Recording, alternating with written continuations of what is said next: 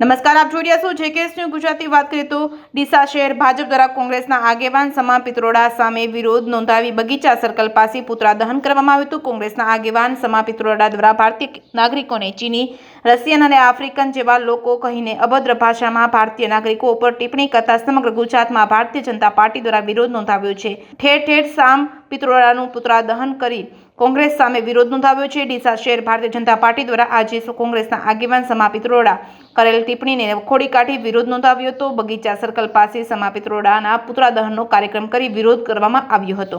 જેકેએસ news Gujarati સાથે ભરત ઠાકર, ડીસા।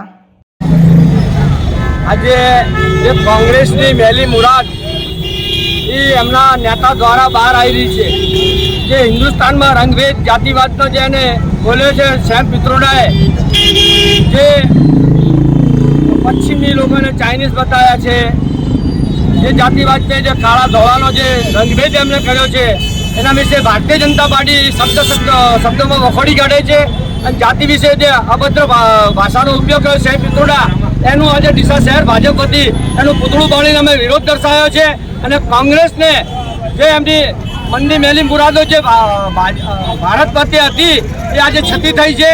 તો આજે ભારતીય જનતા પાર્ટીએ સેમ પિત્રોડાનું પૂતળું બાળી અને ભારતીય જનતા પાર્ટી એનો વિરોધ દર્શાવ્યો છે।